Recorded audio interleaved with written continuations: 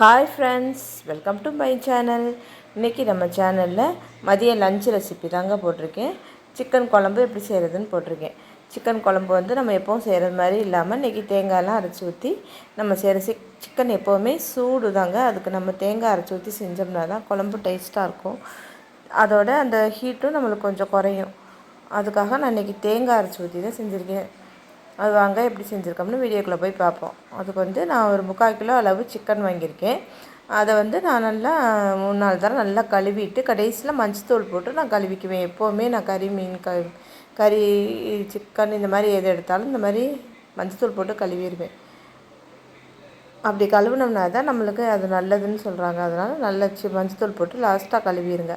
கழுவி அதை எடுத்து வச்சுருக்கேன். இதுக்கு வந்து நம்ம வந்து சின்ன வெங்காயமோ இல்லை பெரிய வெங்காயமாக இருந்தாலும் சரி, எதாக இருந்தாலும் நம்ம எடுத்துக்கலாம். சின்ன வெங்காயம் எடுத்துக்கிட்டால் நல்லது தான். அது இப்போ நம்மளுக்கு விலை கொஞ்சம் கூடுதலாக விற்கும்போது 2 கலந்து கூட போடலாம். நான் இன்றைக்கி பெரிய வெங்காயம் மட்டும் தான் எடுத்திருக்கேன். ஒரு கடாயில் எண்ணெய் ஊற்றி நம்ம வந்து எல்லாம் போட்டு நம்ம வெங்காயம் போட்டு தாளிக்க வேண்டியதுதான். தாளிக்கிறதுக்கு நான் இன்றைக்கி வந்து 2 பிரியாணி எல்லாம் மட்டும் 2 போட்டுட்டு கொஞ்சம் சோம்பு போட்டிருக்கேன். அப்புறம் நான் கட் பண்ணி வச்சுருக்கிற வெங்காயம் பூண்டு இதை வந்து அதில் சேர்த்துக்க போகிறேன். சேர்த்து நம்ம நல்லா வதக்கி விட்டுறணும்.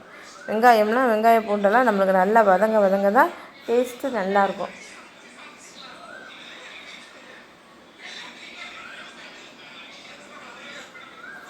அதுக்காக நல்லா வதங்கினதுக்கப்புறம் நம்ம தேவையான அளவு தக்காளியை போட்டுட்டு தேவையான அளவு உப்பு போட்டு வதக்கணும். தக்காளி வந்து நான் நல்ல பெரிய தக்காளி 2 தக்காளி எடுத்து கட் பண்ணி எடுத்து வச்சுருக்கேன். பெரிய சைஸ் தக்காளி 2 தக்காளி எடுத்து நல்லா கட் பண்ணி எடுத்து வச்சுருக்கேன். அதுக்கப்புறம் அதை வந்து உப்பு போட்டு நம்ம நல்லா வதக்கி எடுத்துக்கணும். எவ்வளோக்கு நம்ம நல்லா தக்காளி நல்லா வதக்குறோமோ அவ்வளோக்கு அளவு குழம்பு நம்மளுக்கு நல்லா டேஸ்ட்டாக இருக்கும். அதோட இதில் வந்து நான் வந்து இஞ்சி பூண்டு பேஸ்ட்டு 1 ஸ்பூனு சேர்த்துருக்கேன். அது நல்லா கழுவுனா சிக்கனை இப்போ இதில் சேர்த்துக்கணும்.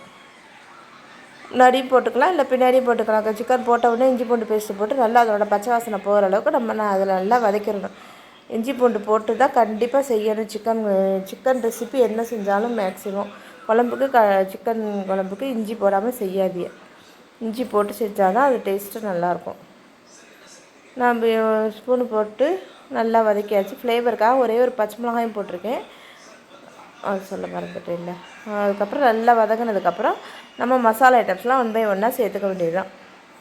நான் வந்து எல்லா மசாலாவுமே வீட்டிலே அரைச்சதுதாங்க. அதில் அதுதான் நான் சேர்த்துக்க போகிறேன். ரொம்ப காரம் இருக்காது. அதனால நான் 2 ஸ்பூன் அளவுக்கு மிளகாத்தூளும் சின்ன ஸ்பூனில் ஒரு 4 ஸ்பூன் அளவுக்கு மல்லித்தூளும் சேர்த்துக்கிறேன். மஞ்சத்தூள் போட்டு தான் நம்ம ஏற்கனவே கழுவி இருக்கோம். இருந்தாலும் மஞ்சத்தூள் கொஞ்சம் ஒரு 1/4 ஸ்பூனு, நான் சின்ன ஸ்பூனில் 1/4 ஸ்பூன் அளவுக்கு ஒரு பிஞ்சு அளவு போட்டுக்கிறேன். போட்டுட்டு அதையும் நம்ம இந்த எண்ணெயிலே நல்லா வதங்கி வர்றது மாதிரி நம்ம நல்லா ஒரு வதக்கிட்டு அதுக்கப்புறம் தான் தேவையான அளவு தண்ணி சேர்க்கணும். எண்ணெயிலே நம்மளுக்கு வதங்கும் போது அந்த மசாலாலாம் நம்மளுக்கு நல்லா குழம்புக்கு ஒரு கலர் கொடுக்கும் மிளகாத்தூள்லாம். அதே நேரம் கரிஞ்சிடாமே பார்த்துக்கணும். கரிஞ்சிருச்சுன்னா அப்படியே டேஸ்ட் மாறிடும். ஸோ அதனால் நீங்கள் லேசாக ஒரு வதக்கிட்டு அந்த எண்ணெயிலே அதுக்கப்புறம் தேவையான அளவு தண்ணி சேர்த்து நம்ம நல்லா குழம்பு நல்லா மிக்ஸ் பண்ணிவிட்டு நம்ம கொதிக்க விட வேண்டியதுதான். வதக்கினது போது இப்போ நான் வந்து தேவையான அளவு தண்ணி சேர்த்துக்கிறேன்.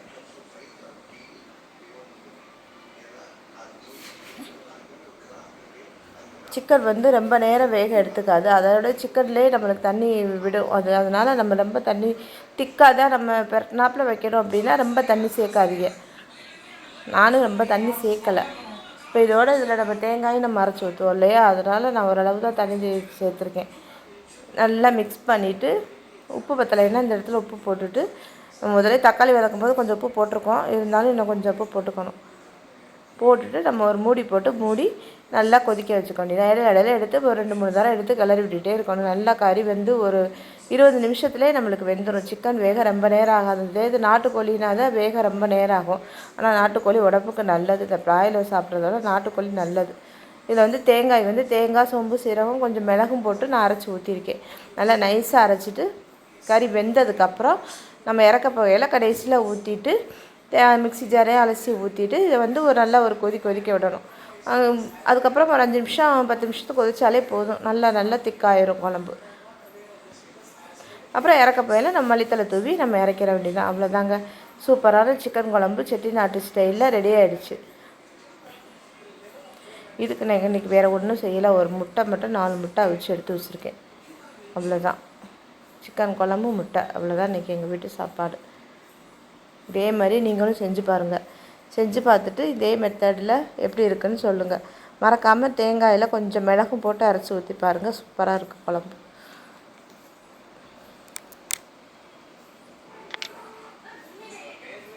இதே மாதிரி செஞ்சு பார்த்துட்டு எப்படி இருந்துச்சுன்னு எனக்கு மறக்காமல் கமெண்ட் செக்ஷனில் சொல்லுங்கள். தேங்க்யூ. அடுத்த வீடியோவில் சந்திப்போம்.